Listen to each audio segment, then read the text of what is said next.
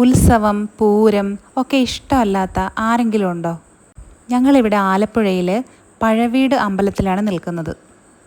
പഴവീടെന്ന് പറയും, പഴയ വീട് അമ്പലം എന്നറിയപ്പെടും. നമുക്കിവിടുത്തെ കുറച്ച് കാഴ്ചകൾ കണ്ടാലോ? അപ്പോൾ വീഡിയോയിലേക്ക് പോവാം.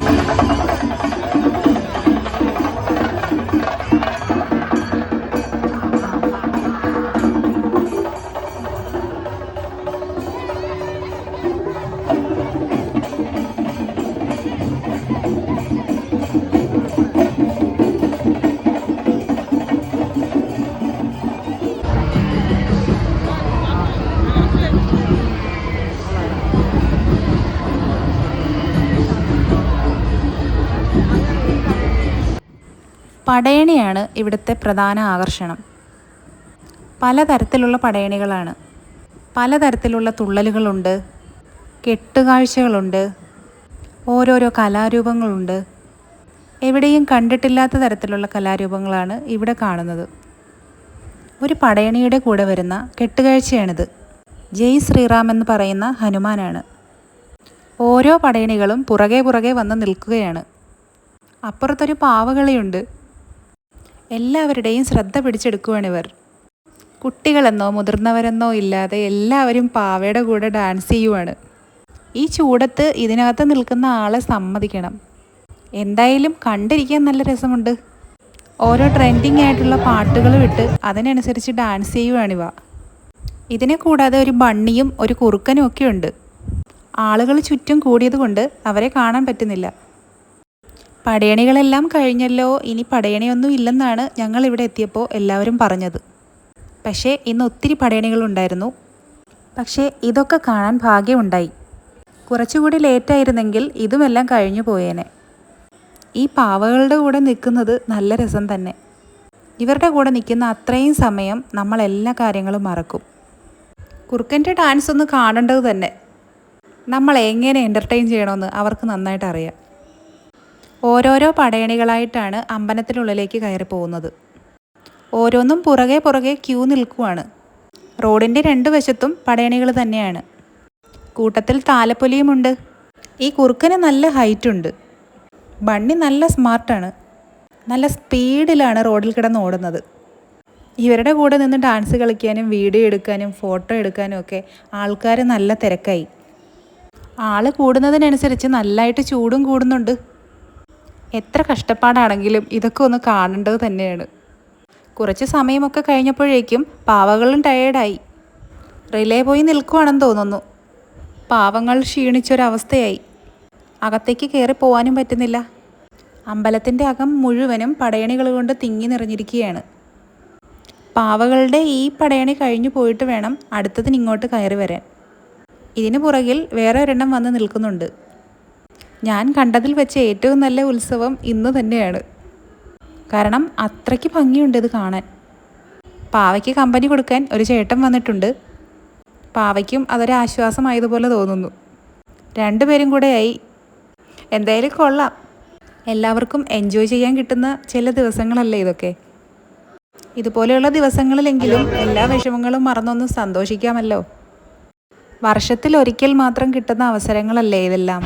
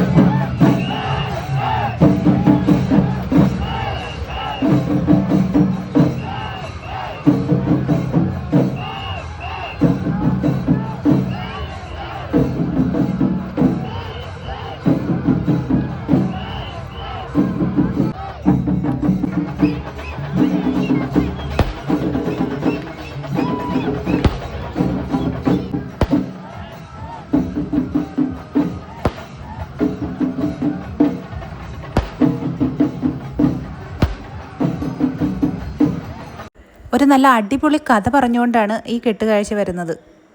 കേൾക്കാനും കാണാനും അടിപൊളി.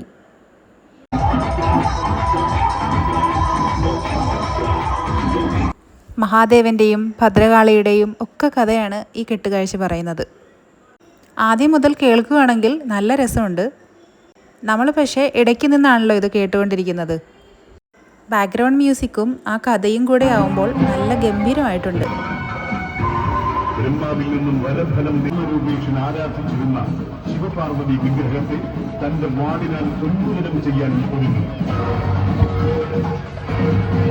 ആ വേളയിൽ ഭൂമി മുഴുവൻ പ്രകമ്പനം കൊണ്ടും ശക്തമായ പ്രകാശധാര പൊട്ടിജ്വലിച്ചു.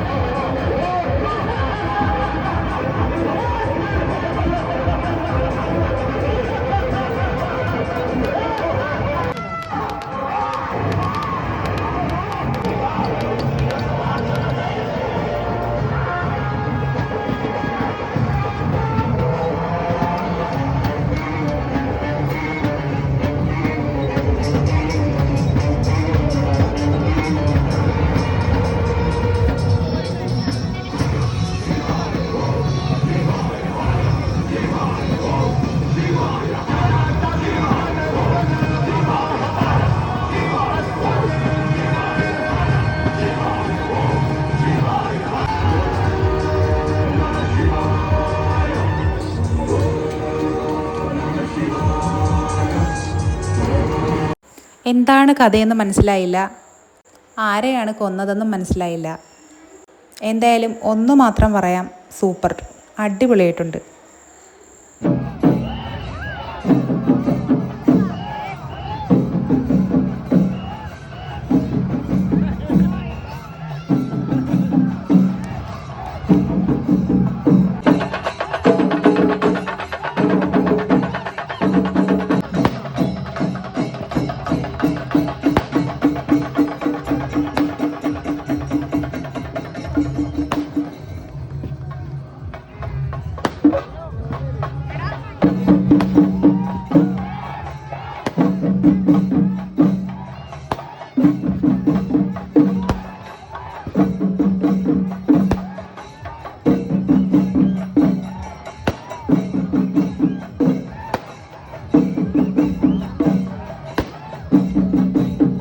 വെടിക്കെട്ടും ചെണ്ടമേളവും പടയണിയൊക്കെ ഇഷ്ടപ്പെടുന്നവർക്ക് വേണ്ടിയാണ് അതേ സൗണ്ടിൽ തന്നെ ഞാൻ വീഡിയോ ഇട്ടിരിക്കുന്നത്.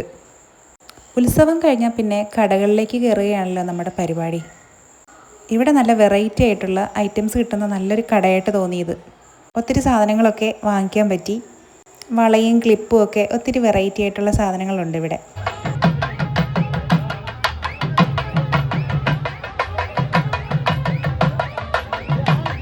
അപ്പോഴാണ് അടുത്തൊരു കാഴ്ച.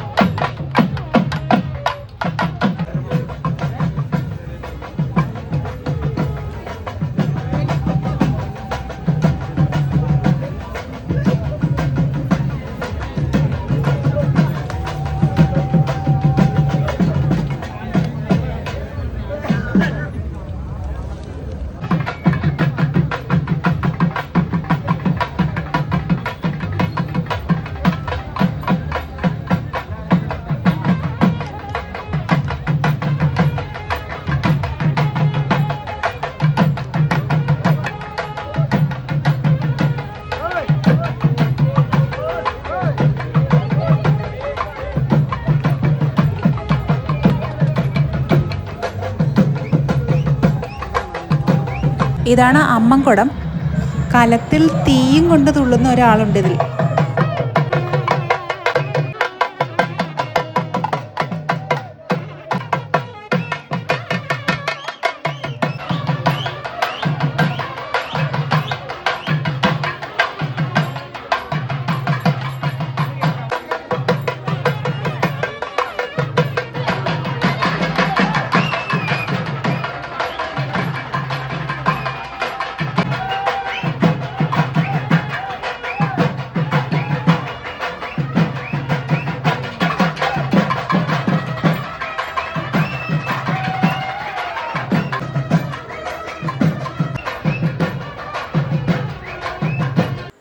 അപ്പോൾ ഇതാണ് ആ ദേവീക്ഷേത്രം. രാത്രി ഒരു സമയമായി. ഇപ്പോഴാണ് എല്ലാ പടയണികളും കഴിഞ്ഞത്. എന്തായാലും എല്ലാം വന്ന് കാണാനുള്ള ഭാഗ്യമുണ്ടായി. കുലുക്കി സർബത്തിൻ്റെ ഒരു കട ഉണ്ടായിരുന്നു. ഇത്രയൊക്കെ കഴിഞ്ഞപ്പോഴേക്കും നമ്മൾ ക്ഷീണിച്ചു.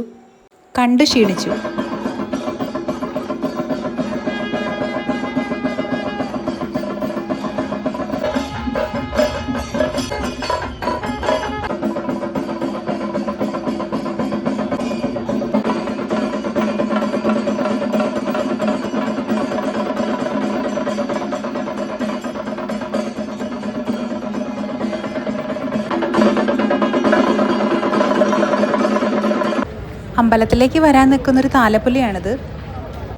നല്ല അലങ്കാരങ്ങളൊക്കെയാണുള്ളത്. രാത്രിയിലേക്കുള്ള ചാടിൻ്റെ രഥമാണിത്. ഉത്സവത്തെ വരവേൽക്കാനായിട്ട് റോഡ് സൈഡിൽ ബൊഗെയിൻവില്ലയും നല്ല ഭംഗിയായിട്ട് നിൽക്കുന്നുണ്ട്. അങ്ങനെ തിരക്കുകളൊക്കെ ഒഴിഞ്ഞു. ഹനുമാൻ വണ്ടിയിൽ നിന്ന് മുകളിലേക്ക് ഉയരുകയും താഴേക്ക് ഇറങ്ങുകയും ചെയ്യുന്നുണ്ട്. പടയണി കഴിഞ്ഞ് കലാരൂപങ്ങളെല്ലാം തിരികെ വണ്ടിയിലേക്ക് കയറ്റുന്നുണ്ട്. ഞങ്ങൾ വരുന്നതിന് മുന്നേ മയിലാട്ടമെല്ലാം കഴിഞ്ഞിരുന്നു. വീഡിയോ ഇഷ്ടമായി എന്ന് കരുതുന്നു. കൂടെ ഉണ്ടാവണം.